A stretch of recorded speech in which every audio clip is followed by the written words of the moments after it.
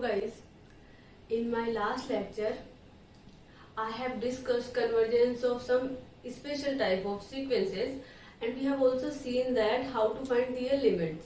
ठीक है, by the mean of special type of sequences हम लोगों ने किस टाइप के सीक्वेंसेस को लिया था? हम लोगों ने ऐसे सीक्वेंसेस को कंसिडर किया था जिनका nth term finite decimal expansion से रिप्रेजेंट हो रहा हो। मतलब हमने ऐसे सीक्वेंसेस लिए थे जिनमें एक fix number after decimal n time repeat हो रहा हो। ठीक है, तो हमने उस टाइप के सीक्वेंसेस का कन्वर्जेंस डिस्कस किया था और उनकी लिमिट फाइंड की थी। कन्वर्जेंस का मतलब मैंने बताया था, कन्वर्जेंस मतलब सीक्वेंस में क्या होता है, इनफाइनाइटली मैनी टर्म्स होती है।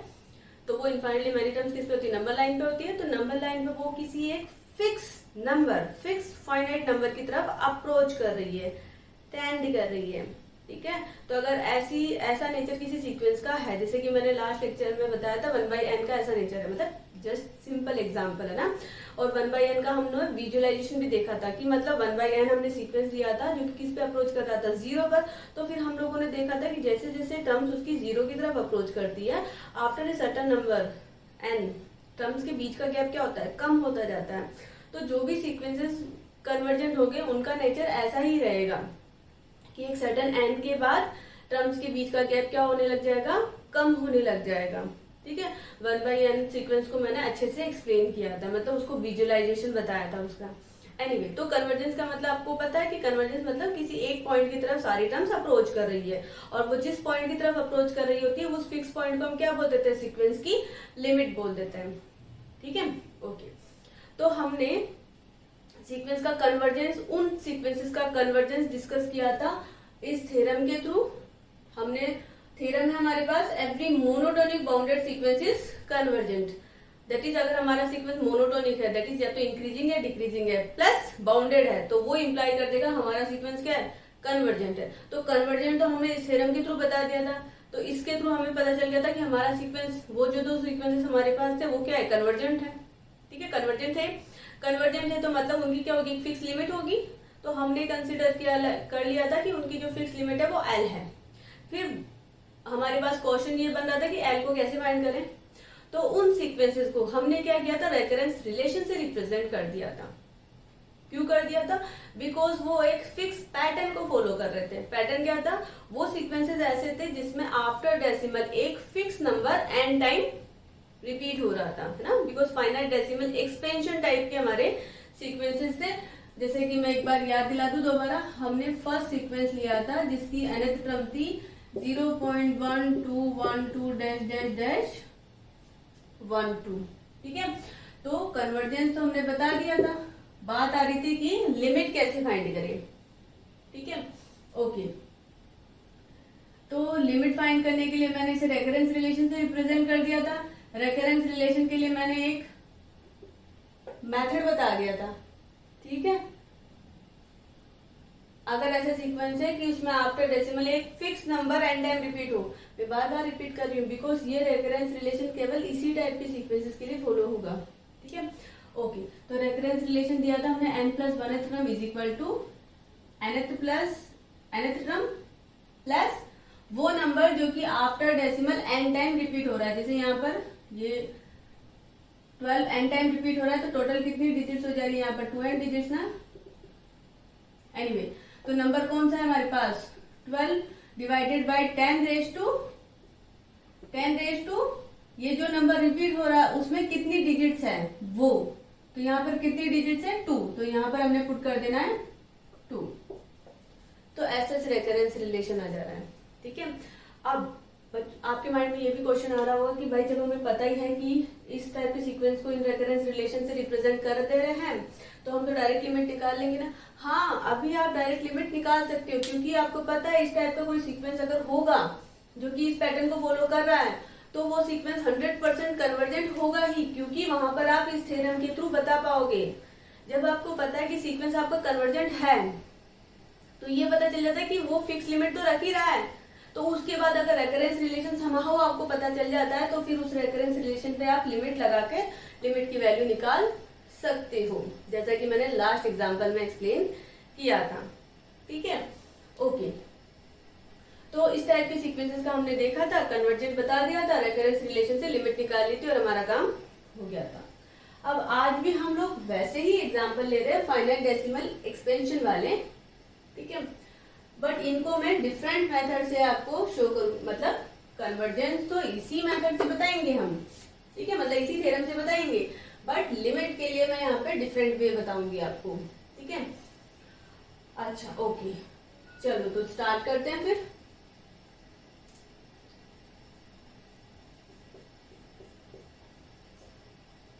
अब ये दोनों एग्जांपल है, फाइनाइट डेसिमल वाले हैं। फर्स्ट क्वेश्चन की अगर मैं बात करती हूँ तो यहाँ पर क्या आ रहा है, nth क्रम में after decimal 1 n time repeat हो रहा है। तो ये तो क्या हुआ, इसी टाइप का बन गया ना जो हमने लास्ट टाइम लिए थे, ठीक है। तो यहाँ पर आप इजीली बता दोगे उसके थ्रू कि सीक्वेंस हमारा कन्वर्जेंट है, रेकरेंस रिलेशन भी फटाफट निकाल लोगे और लिमिट की वैल्यू निकाल लोगे, उससे हो जा रहा है, ठीक है। फटाफट देख लेते हैं एक बार, फिर इस सीक्वेंस के लिए डिफरेंट मेथड भी है, वो भी मैं आपको बताऊंगी, ठीक है। ओके, तो यहाँ पर फटाफट पहले तो देख लेते हैं कि भाई हमारा सीक्वेंस क्या यहाँ पर कन्वर्जेंट हो रहा है, मतलब इसकी फाइनाइट लिमिट है। तो उसके लिए क्या करेंगे, n प्लस 1th क्रम माइनस nth क्रम। तो n प्लस 1th क्रम में आफ्टर डेसिमल कितने 1 हो जाएंगे, n प्लस 1 1 हो जाएंगे, तो 0.11 dash 1 how many times, n plus 1 times, मतलब n plus 1 digit, minus 0.11 dash 1 how many n times, ठीक है, मतलब n डिजिट्स। तो सब्ट्रैक्शन पे हमें क्या मिल जाएगा, 0.00 dash 0 how many times, n times and 1, correct. तो ये क्या हो जाएगा, greater than 0 for all n, okay. So हमें मिल जा रहा है n प्लस 1th क्रम माइनस nth क्रम is strictly greater than 0। This implies n plus 1th क्रम इज ग्रेटर देन nth क्रम and it is true for all n। तो ये इंप्लाई कर दे रहा है that our sequence xn is increasing. तो इंक्रीजिंग हमें मिल गया, मतलब मोनोटोनिक मिल गया। अब हमें बाउंडेड बताना है। तो लास्ट क्लास में मैंने बताया था अगर सीक्वेंस हमारा इंक्रीजिंग है और मुझे बाउंडेड बताना है तो लोअर बाउंड फाइंड करने की जरूरत नहीं है, बिकॉज फर्स्ट टर्म क्या हो जाएगा हमारा लोअर बाउंड, हमें क्या फाइंड करना होगा, जस्ट अपर बाउंड, ठीक है। तो यहाँ पर लोअर बाउंड तो क्या होगा, फर्स्ट टर्म जो कि क्या है 0.1, इस सीक्वेंस की टर्म यही तो आ रही है, मतलब nth टर्म में n डिजिट्स है आफ्टर डेसिमल। तो फर्स्ट टर्म में क्या होगी, ओनली 1 डिजिट, सेकेंड टर्म में क्या होगी, ओनली 2 डिजिट, थर्ड टर्म में क्या होगी, only 3 digit and like that. ये क्लियर है ना, लास्ट क्लास में भी मैंने एक्सप्लेन किया था। अच्छा एनीवे, तो फर्स्ट नंबर तो हमारा क्या 0.1 है, तो ये हमारा क्या हो जा रहा है, lower bound for this sequence for all n। And now we need to find just upper bound, है ना। अब ये हमारे सीक्वेंसेस होते हैं, तो यहाँ पर तो ना हम लोग अपर बाउंड क्या करते हैं, बाय इंस्पेक्शन, मतलब बाय ऑब्जर्वेशन देख सकते हैं, क्योंकि टर्म्स हमारे पास है और यहाँ पर पैटर्न पता है, वो इसी पैटर्न को फॉलो करते हुए जा रही है ना। ओके, तो 0.100 0.11000 0.111000 लाइक दैट। तो ये तो क्लियर है, सीक्वेंस की टर्म जो है 0.2 से बड़ी तो कभी नहीं होने वाली, क्लियर ना। 0.2 0.3 0.4, मतलब एक हमें नंबर ले लेना होता है जिससे हमें पता चल जाए कि सीक्वेंस की सारी टर्म्स तो क्या होगी, उससे छोटी ही होनी है, तो वो क्या हो जाएगा, हमारा अपर बाउंड हो जाएगा। मैंने बताया था कि अगर एक भी अपर बाउंड हमें मिल जा रहा है तो उस नंबर से बड़े सारे ही नंबर क्या होंगे, हमारे सीक्वेंस के लिए अपर बाउंड होंगे, ठीक है। तो यहाँ पर हमने अपर बाउंड ले लेना है 0.2, तो इससे पता चल जा रहा है हमारा सीक्वेंस बाउंडेड भी हो जा रहा है। सो implies xn is bounded.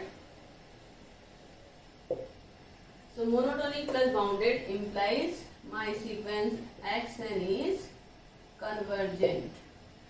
Convergent है तो भाई 100% हमें ये पता है कि इस सीक्वेंस की क्या होगी, कोई ना कोई लिमिट L होगी, और वो L क्या नंबर रहेगा ये हमें फाइंड करना है, ठीक है। अब वो फाइंड करने के लिए दो मेथड है, एक तो वो यूजुअल रेकरेंस रिलेशन वाला जो कि मैंने आपको बता दिया था, ठीक है। अच्छा एक चीज बीच में मैं और बता रही हूँ, भाई आप लोगों को ये पता है कि अगर सीक्वेंस की लिमिट क्या आ रही है, फाइनाइट नंबर आ रहा है, तो वो सीक्वेंस क्या हो जाता है, कन्वर्जेंट हो जाता है, करेक्ट ना? ठीक है। अब आप लोगों के माइंड में आ रहा हो कि रेकरेंस रिलेशन जब हमें पता है तो डायरेक्ट इसी से लिमिट निकाल लेंगे ना, हम बता देंगे कि सीक्वेंस कन्वर्जेंट है। बट ध्यान देना, ये जो रेकरेंस रिलेशन है इस पे आप लिमिट लगा रहे हो, ठीक है? तो आप कब लगा रहे हो, जब आपको पता है कि सीक्वेंस कन्वर्जेंट है। लास्ट क्लास में भी मैंने बताया था, मैं दोबारा रिपीट कर रही हूँ। यहाँ पर आप लोगों ने शो कर दिया था कि आपका सीक्वेंस कन्वर्जेंट है, ठीक है? तो सीक्वेंस कन्वर्जेंट है तो nth टर्म जिस नंबर पे अप्रोच करेगा उसी नंबर पर n plus 1th term, n plus 2th term, n minus 1th term, सारी टर्म्स उसी पे अप्रोच करेगी, बिकॉज n हमारा इन्फिनिटी को ट्रेंड कर रहा है, ठीक है? बिकॉज कन्वर्जेंट है सीक्वेंस, इसलिए हम लोग हर एक लिमिट की हर एक टर्म की लिमिट क्या होगी, सेम ही रहेगी। तो हम लिमिट ऑपरेट करके वो वैल्यू निकाल सकते हैं, ठीक है? जब हमें पता ही नहीं कि सीक्वेंस कन्वर्जेंट होगा या नहीं होगा, तो फिर ये सब करना ऐसे रॉन्ग होता है। उस केस में जो लिमिट का वैल्यू आता है जरूरी नहीं है वो करेक्ट हो, ठीक है? एनीवे, चलो, तो यहाँ पर हमें अभी एल फाइंड करना है, ठीक है? तो इस सीक्वेंस के लिए एल को फाइंड करने के दो मेथड्स हैं। एक तो हमारा यही मेथड रेकरेंस रिलेशन वाला, क्योंकि ये सीक्वेंस भी वही है जो कि हमारे पर्टिकुलर पैटर्न को फॉलो कर रहा है। आफ्टर डेसिमल एक fix number n time repeat हो रहा है, यहाँ पर फिक्स नंबर क्या है, 1 है।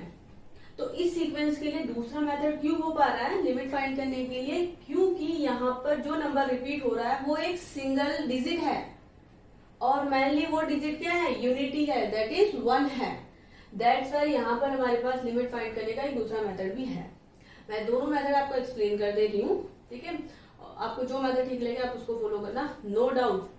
इस सीक्वेंस के लिए तो रेकरेंस रिलेशन वाला मेथड इजी होगा लिमिट इवेल्युएट करने के लिए, बट सेकंड मेथड में क्यों बता रही हूँ, बिकॉज सेकंड मेथड के थ्रू हम लोग इस सीक्वेंस की लिमिट इवेल्युएट करेंगे, क्योंकि इस सीक्वेंस के लिए हम लोग रेकरेंस रिलेशन ये वाला नहीं दे सकते, क्योंकि ये सीक्वेंस है उस पैटर्न को फॉलो नहीं कर रहा है। यहाँ पर क्या हो रहा है, 7 आ रहा है, उसके बाद हमारा एक नंबर जो कि 2 है n टाइम रिपीट हो रहा है, n टाइम, ठीक है? बट 7 आ रहा है, क्योंकि ये सीक्वेंस में क्या रहेगा, इस सीक्वेंस में फर्स्ट टर्म क्या रहेगा, 0.72, 7 यहाँ पे फिक्स है। सेकंड टर्म क्या रहेगा, 0.722, बिकॉज nth टर्म में 2 n टाइम आ रहा है, तो फर्स्ट टर्म में 2 1 टाइम आएगा, सेकंड टर्म में 2 टाइम आएगा, थर्ड टर्म में 2 3 टाइम आएगा, लाइक दैट, करेक्ट ना?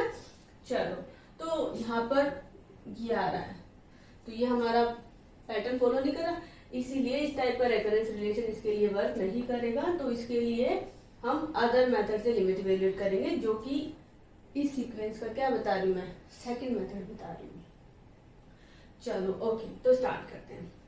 अच्छा, अब बीच में एक क्वेश्चन मेरे माइंड में आया, हो सकता है आप लोगों के माइंड में भी आया हो या आएगा, सॉरी, ठीक है? तो वो मेथड वो डाउट मेरा क्या है, जैसे कि हो सकता है आप लोगों के माइंड में ये डाउट आए कि जब हमें पता है कि ये सीक्वेंसेस, इस पैटर्न में अगर कोई सीक्वेंस आता है तो उसका रेकरेंस रिलेशन ये होता है, तो इस रेकरेंस रिलेशन पे हम लोग लिमिट लगा के लिमिट की वैल्यू निकाल लेंगे, और जो कि फाइनाइट नंबर आ जाएगा तो हम बता देंगे कि हमारा सीक्वेंस क्या है, कन्वर्जेंट है। इस थ्योरम के थ्रू मोनोटोनिक और बाउंडेड बता के फिर क्यों हम लोग कन्वर्जेंट बता रहे हो, फिर क्यों लिमिट निकाल रहे हैं, क्योंकि हमें तो पता ही है कि सीक्वेंस की लिमिट अगर फाइनाइट आ जाती है तो वो सीक्वेंस कन्वर्जेंट हो जाता है, पता है ना ये तो, कि लिमिट अगर मिल पा रही है, लिमिट की वैल्यू फाइनाइट है तो सीक्वेंस कन्वर्जेंट है। ओके, देखो यहाँ पर हमने लिमिट लगा देना है, तो हम क्या लास्ट टाइम जब किया था ना, लिमिट लगाया था, तो इसकी लिमिट भी एल पुट किया था, इसकी लिमिट भी एल पुट किया था, n प्लस 1th टर्म की भी लिमिट एल पुट किया था, nth टर्म की भी लिमिट एल पुट किया था, और फिर एल का वैल्यू निकाल लिया था, ठीक है? तो ये आप कब कर पा रहे हो, ये आप तब कर पा रहे हो जब आपको पता है कि आपका सीक्वेंस क्या है, कन्वर्जेंट है। और वो आपने कैसे शो किया था, इस थ्योरम के थ्रू।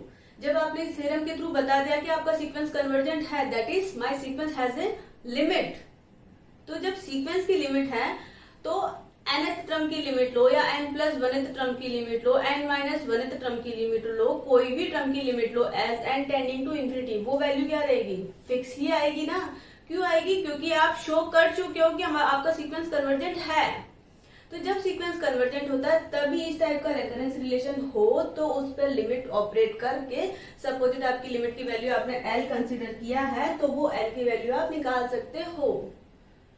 ठीक है, तो लिमिट फाइंड करने का वो मेथड आप तभी अप्लाई कर सकते हो जब आपका सीक्वेंस कन्वर्जेंट है। अदरवाइज तो श्योर थोड़ी ना है कि आपको जो लिमिट का वैल्यू आएगा वो फिक्स ही रहेगा या फिर वो आपके सीक्वेंस का कन्वर्जेंस शो ही कर देगा, है ना। वो वैलिड नहीं होता, कहने का मतलब ये है, वो रॉन्ग वे होता है। ठीक है, एनीवे चलो तो हम वापस इस क्वेश्चन पे आ जाते हैं। इस सीक्वेंस की अभी हमें लिमिट एल निकालनी है, तो फटाफट पहले तो हम रेकरेंस रिलेशन के थ्रू बता देते हैं क्योंकि सेम पैटर्न है, बार बार रिपीट कर रही हूँ मैं। ओके, तो यहाँ पर रेकरेंस रिलेशन क्या रहेगा, मेथड फर्स्ट।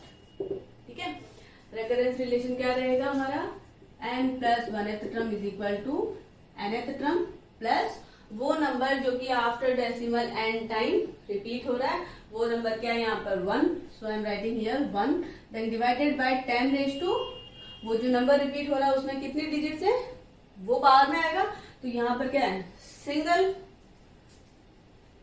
1। ओके, तो ये हमारा रेकरेंस रिलेशन हो जा रहा है जिसके लिए always x1 first term given रहेगा। यहाँ पे फर्स्ट टर्म क्या 0.1 and this gonna be hold for all n greater than equal to 1। आप इजीली वेरीफाई कर सकते हो, मैंने लास्ट क्लास में बताया था, दोबारा बता दे रही हूँ। n इक्वल टू 1 पुट करने पर x2 क्या मिलेगा, x1 plus 1 divided by 10, x1 क्या आपका 0.1 plus 1 divided by 10 that is 1.1 divided by 10 क्या दे रहा है आपको 0.11, जो कि क्या है आपकी सेकंड टर्म। ऐसे इजीली वेरीफाई कर सकते हो, मतलब 100% करेक्ट होगा अगर ये पैटर्न है तो।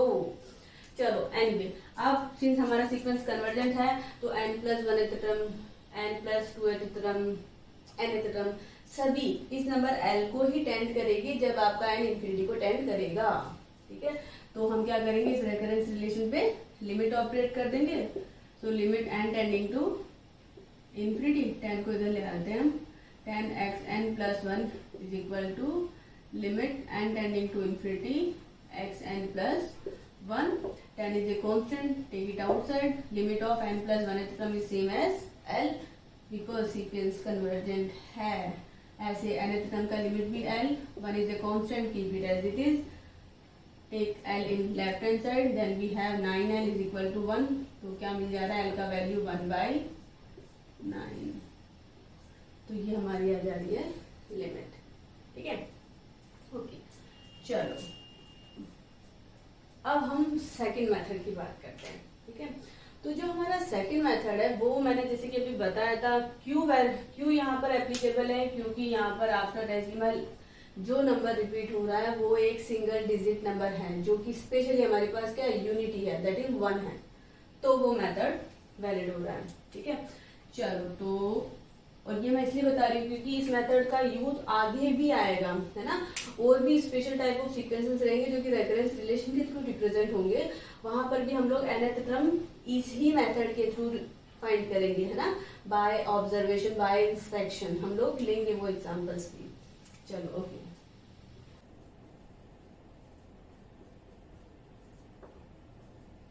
Method second.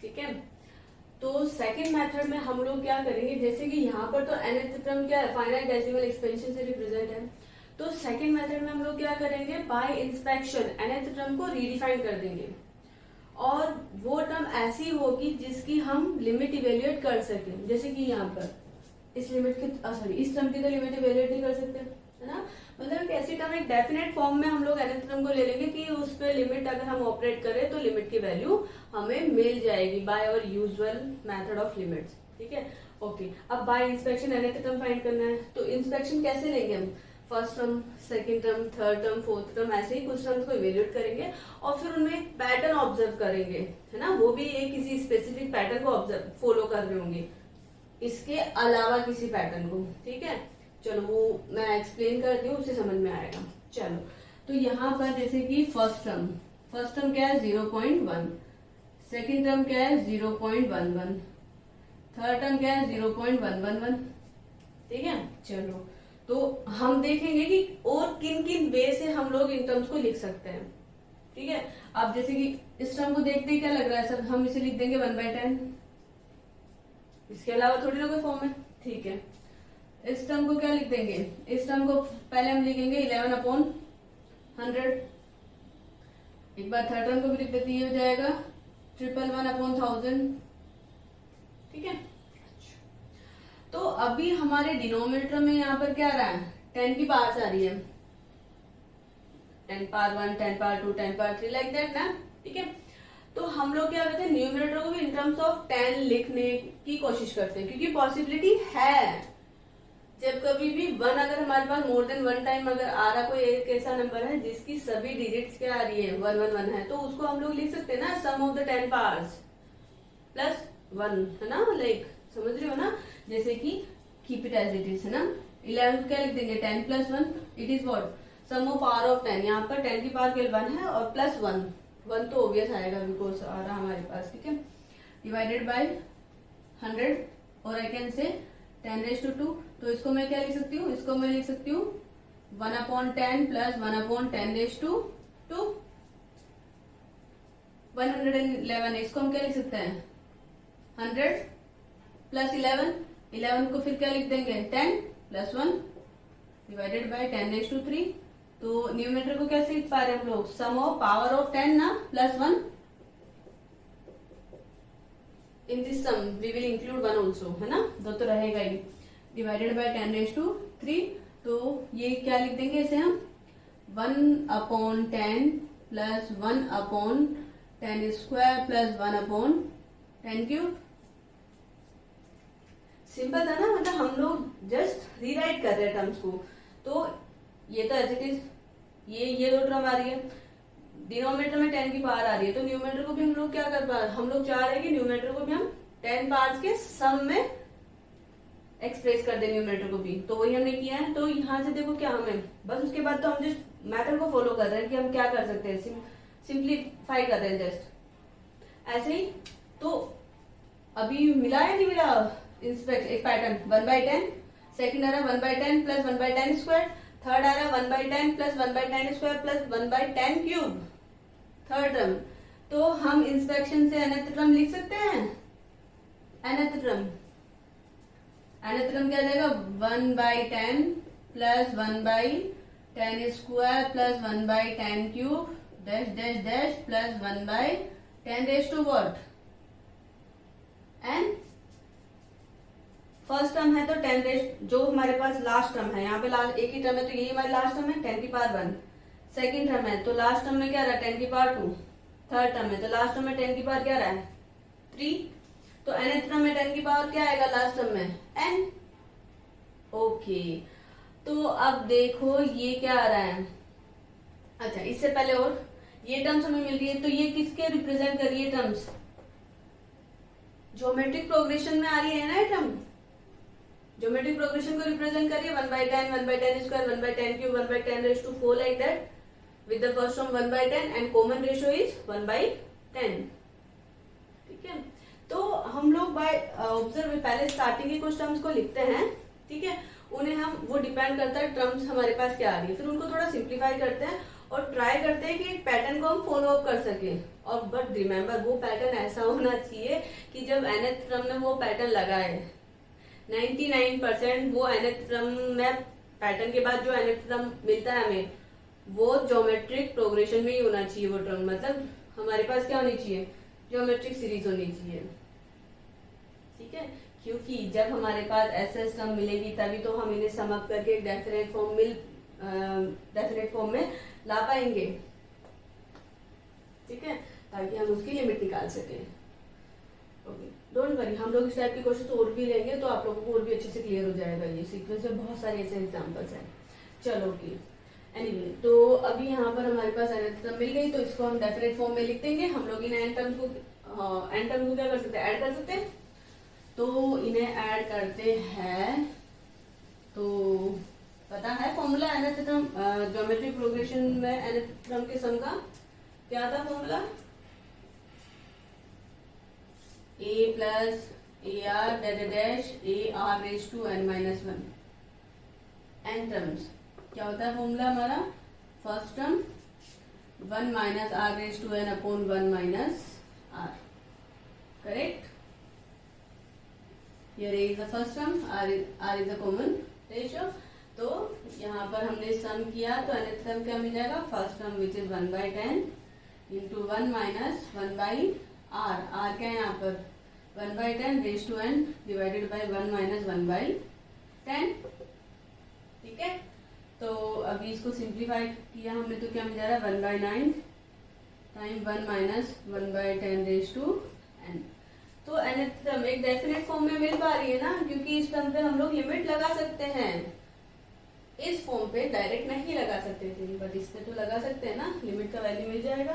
तो यहाँ पर अगर मैंने लिमिट लगाया तो लिमिट लगाने पे मुझे मिल जा रहा है limit n tending to infinity 1/9 1 minus 1/10 raise to n।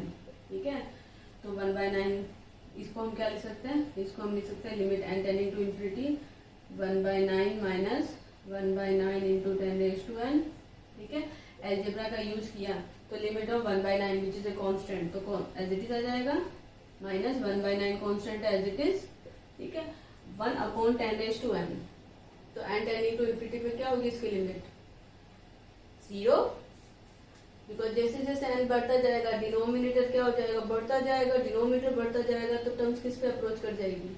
0 पर। इनफैक्ट ये वाला भी रिजल्ट है, एक प्रूफ नहीं बता रही हूँ मैं। अगर हमारे पास है limit n tending to infinity and से सम नंबर से I am taking alpha raise to n। ठीक है, तो लिमिट्स क्या होती है? If your alpha mod alpha is less than 1 means if your alpha lies between -1 and 1, betterly write it, alpha belonging to -1 and 1। अगर alpha -1 से 1 के बीच में है, ठीक है, कोई भी नंबर जो कि -1 से 1 के बीच में वो नंबर रहता है और उसकी पावर n है। n अगर इन्फिनिटी पे जाता है तो उसकी लिमिट क्या होती है? 0। अल्फा अगर आपका 1 हो रहा है तो कांस्टेंट बन जा रहा है, तो 1। अल्फा अगर ग्रेटर देन 1 है तो लिमिट क्या जाएगी? इन्फिनिटी। और अगर अल्फा लेस देन 1 है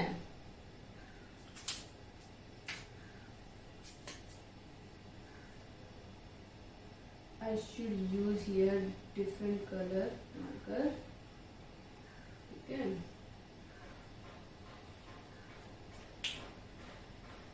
okay, if your alpha is less than 1 then no limit, because उस केस में ये क्या होता है? ओसिलेटिंग सीक्वेंस हो जाता है, टर्म्स प्लस 2 नेगेटिव नंबर्स पे लाइक ऐसे वेरी करती है। ठीक है, एनीवे तो यहाँ पर 1/10 क्या है? इस रेंज में आ रहा है, तो n10 तो इस टर्म की लिमिट क्या हो जाएगी? 0। तो ये मिल जा रहा है 0, तो वैल्यू क्या आ जा रही है? 1/9 सेम। अच्छा, ओके, वन मोर थिंग जो कि मैं बताना भूल गई। ये जो सेकेंड मेथड में आप लोग कर रहे हो ना, मतलब हम लोग यहाँ पर क्या कर रहे हैं? हम लोग हमारे पास एक nth टर्म गिवन है, उसको हम रीडिफाइन कर रहे हैं और nth टर्म को एक डेफिनेट फॉर्म में हम लोग चाह रहे हैं ताकि उसकी लिमिट हम निकाल सके। ठीक है, तो यहाँ पर डेफिनेट फॉर्म हमें मिल रही है, डेफिनेट फॉर्म मिल जा रही है, तो यहाँ पर लिमिट निकाला तो लिमिट की वैल्यू क्या मिल जा रहा है? फाइनाइट। तो यहाँ पर इसके थ्रू हम बोल रहे हैं कि हमारा सीक्वेंस क्या है? कन्वर्जेंट है। ठीक है, इस केस में सेकंड मेथड में आपको ये सब करने की जरूरत नहीं है कि आपको मोनोटोनिक और बाउंडेड बताना है, नहीं। रिमेंबर, दोबारा रिपीट कर रही, यहाँ पर हम लोग क्या कर रहे हैं? सीक्वेंस के nth टर्म को रीडिफाइन कर रहे हैं, एक डेफिनेट फॉर्म में चाह रहे हैं कि एक ऐसी टर्म जिसकी हम लिमिट निकाल सके। तो अगर हमारे पास कोई एक ऐसी टर्म है जिसकी लिमिट निकाल पा रहे हैं तो भाई हम लोग लिमिट निकाल कर ही सीक्वेंस का कन्वर्जेंस देखेंगे ना, तब तो ये थ्योरम यूज नहीं करेंगे। मैंने पहले भी बताया था, इस थ्योरम का यूज हम तब करते हैं जब हम सीक्वेंस की लिमिट नहीं निकाल पा रहे हैं, बट अगर हम लिमिट निकाल पा रहे हैं तो हम डायरेक्ट लिमिट के थ्रू ही बताएंगे। ठीक है, फर्स्ट मेथड में इसके थ्रू देखा था, कन्वर्जेंट था, फिर रेकरेंस रिलेशन हमें मिला था, तो रेकरेंस रिलेशन में ये सभी टर्म उस एल पर ही अप्रोच करेगी। कब? जब हमें पता है कि सीक्वेंस कन्वर्जेंट है, तो फिर वो वैलिड मेथड होता है। ठीक है, चलो ओके, तो इस मेथड के थ्रू भी आप लोग सीक्वेंस का कन्वर्जेंस बता सकते हो। ठीक है, ओके। तो अभी हम लोग सेकंड सीक्वेंस पे आते हैं।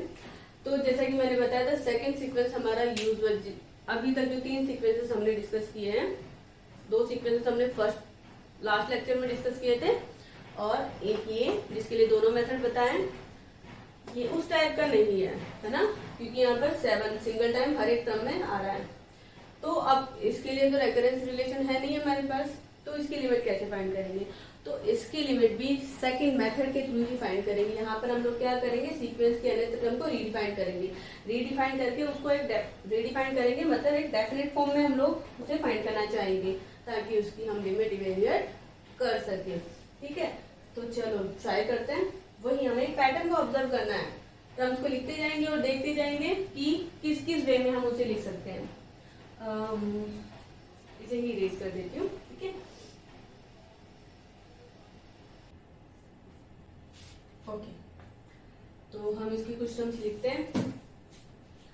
जैसे कि फर्स्ट टर्म क्या रहेगी, यहाँ पर फर्स्ट टर्म है हमारी 0.72, सेकेंड टर्म है हमारी यहाँ पर 0.722, थर्ड टर्म है हमारी 0.7222। तो अभी हम क्या करेंगे, इन टर्म्स को रीराइट करेंगे। ठीक है, और इस वे में रीराइट करेंगे कि मतलब नो डाउट हमें उन्हें सम ऑफ सम टर्म्स ही लिखना होगा। ठीक है, और फिर सम ऑफ सम टर्म्स हम लिखेंगे तो उसी के थ्रू हम लोग nth टर्म को भी सम ऑफ सम टर्म्स लिख पाएंगे, जैसे सम ऑफ द n टर्म या सम ऑफ द n-1 टर्म या सम ऑफ द n+1 टर्म, वो डिपेंड करेगा। अभी इसके थ्रू देखते हैं। सो रिमेम्बर, जब हमारे पास nth टर्म ऐसा आता है जिसमें सम ऑफ द n टर्म है, ठीक है, तो जैसे कि अभी previously I am making correction here, previously मैंने बोला था कि वहां पर जो सम ऑफ द मतलब जो टर्म्स आती है वो ऐसी आनी चाहिए कि वो जीपी में हो। ठीक है, क्यों? क्योंकि जीपी में होती है तो nth टर्म में सम ऑफ द n टर्म है या n-1 टर्म है, n+1 टर्म है, तो उन टर्म्स को हम सम कर सकते हैं, क्योंकि हमें पता how to add n terms of geometric progression. ठीक है, तो वो जरूरी नहीं जीपी में ही हो, वो एपी में भी हो सकती है, वो अरिथमेटिक प्रोग्रेशन में भी हो सकती है, क्योंकि अगर हमारे पास सम ऑफ द n टर्म है, जो कि टर्म किसमें है, अरिथमेटिक प्रोग्रेशन में, तभी भी तो हमें उनका सम पता है। ठीक है, सो ध्यान रखना, जब कभी भी ऐसा कोई सीक्वेंस है जिसको आप रीडिफाइन करके, मतलब nth टर्म को रीडिफाइन करके डेफिनेट फॉर्म बनाना चाह रहे हो, और वहां पर टर्म्स के ऑब्जर्वेशन से आपको sum of the sum terms मिल रहा है, that is nth term sum of the n term मिल रहा है, तो वहां पर वो n टर्म्स एपी में भी हो सकती है और जीपी में भी हो सकती है, बिकॉज ये सबसे वेल नोन हमारे सम है जिनके लिए फॉर्मूलाज है हमारे पास। ठीक है, तो ये बात ध्यान रखना। अच्छा, ओके, तो वापस इस क्वेश्चन पे आते हैं। तो ओके, ये हमारे पास टर्म है। अब यहां पर भी हम लोग nth टर्म को रीडिफाइन करने में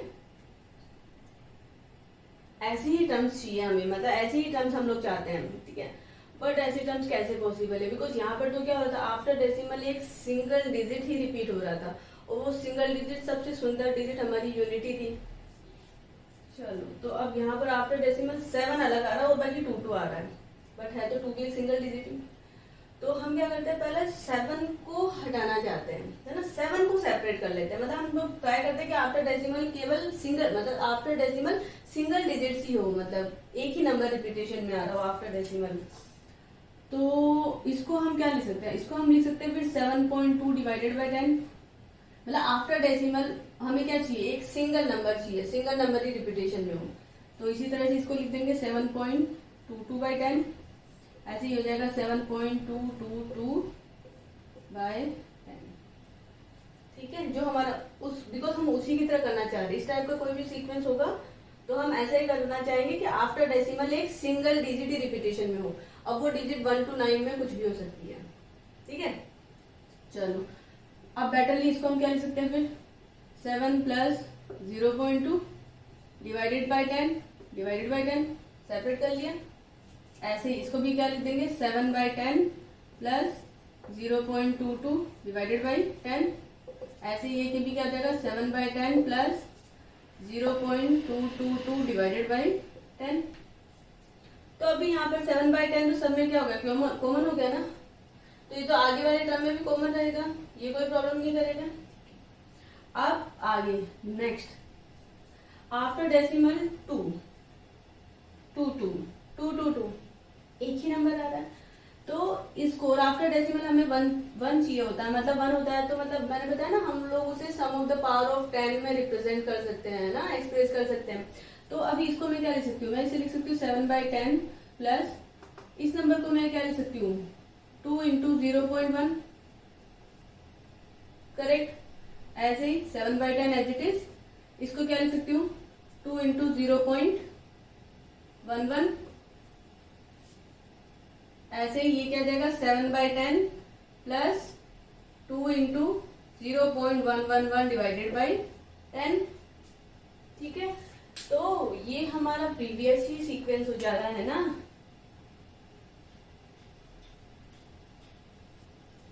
हमें पता है, और इन टर्म्स को तो हम इजीली जीपी में एक्सप्रेस कर सकते हैं। यहाँ पर जीपी में ही आ रहा है, एपी में भी हो सकता है, ठीक है।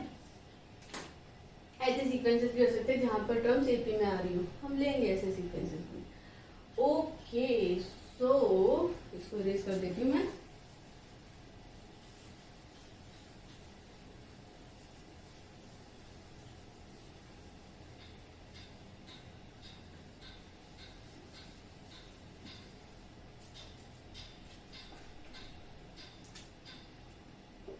चलो तो इसको क्या लिख देना 7/10 प्लस ये 2/10, कीप 2/10 एज इट इज 0.1, तो इसको हम क्या लिख देंगे 1/10।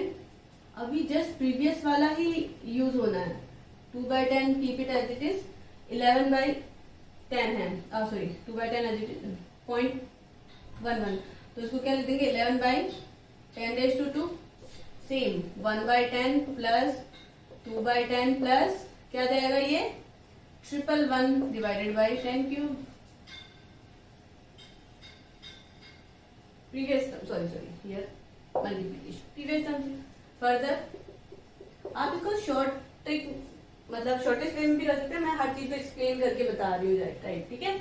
ओके 2/10, तो keep it as it is 1/10, 7/10 plus 2/10, इसको क्या लिख देंगे 11 को 10 + 1, ठीक है, और 10 + 1 लिखा, दैट मीन्स क्या जाएगा 1/10 प्लस 1/10², ऐसे ये 7/10 एज इट इज प्लस 2/10, इसको क्या लिख देंगे 100 प्लस 10 + 1 डिवाइडेड बाई 10³ है, तो ये क्या जाएगा हमारा 1/10 प्लस 1/10² प्लस 1/10³,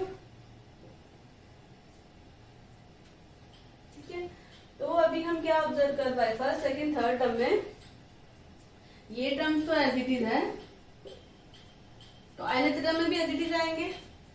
फर्स्ट टर्म में 1/10 है मतलब सिंगल टर्म, सेकंड टर्म में यहाँ पे सम ऑफ द 2 टर्म है, थर्ड टर्म में यहाँ पे सम ऑफ द 3 टर्म्स है, वही जीपी वाली 3 टर्म्स।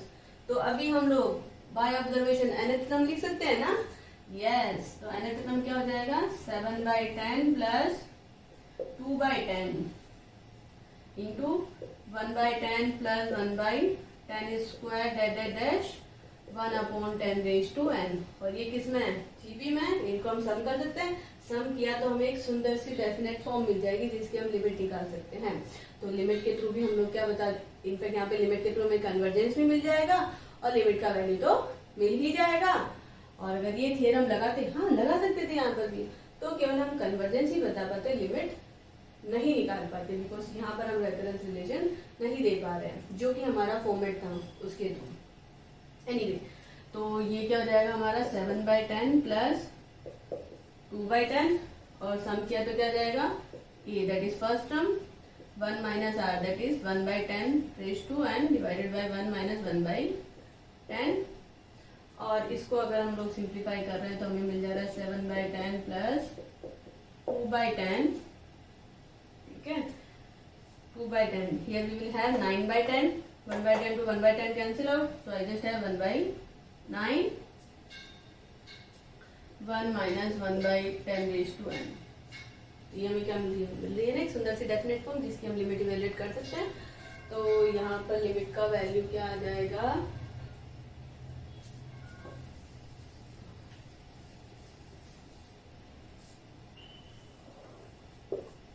ठीक है, हम यहाँ पर ले रहे हैं तो लिमिट का वैल्यू, अब मैंने लिया यहाँ पर limit n tending to infinity of xn